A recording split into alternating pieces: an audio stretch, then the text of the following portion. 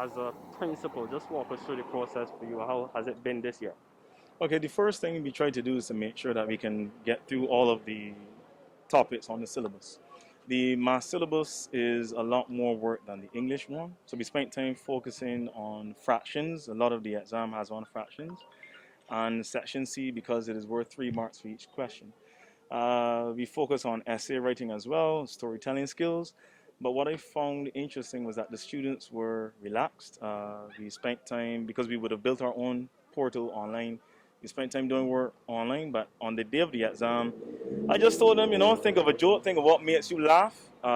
We prayed, we spent some time talking, and the students were settled. Honestly, nobody looked as though they were nervous or fidgety, and we would have gone through some of these screening protocols already, but everybody looked happy and they were smiling, so I'm good. How was the online process compared to the in-class teaching?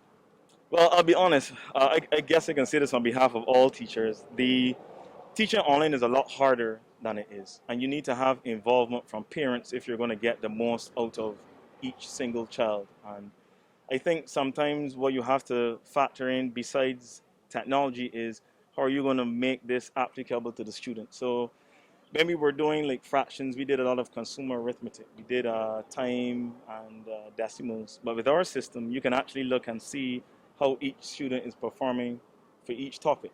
So it's just not like an average 70 something. So you don't need like a traditional report or anything like that.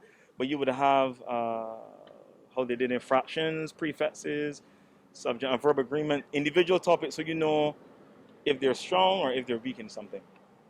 The coronavirus is still with us. Would you rather continue online or go back to the classroom?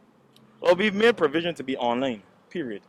I think what will happen is that it will affect the ministry's policy as it relates to homeschooling, because many parents will still not be able to, have an income or have their job, so they might not be able to either A, afford private school if the child is currently in private school, and if not, they may want to homeschool the child. So there's some things that will change, but as it relates to online, I think it's a matter of how you use the technology to deliver the class. It is here to stay, but it should not be used as a crutch. It should be used in tandem with in-class teaching.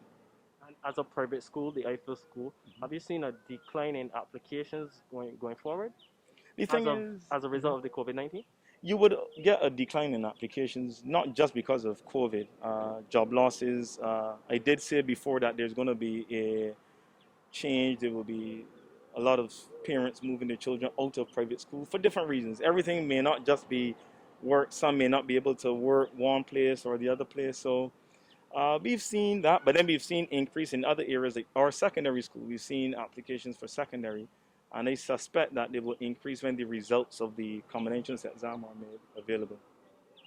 Thanks a lot and all the best to all your students. Yes, thank you, thank you.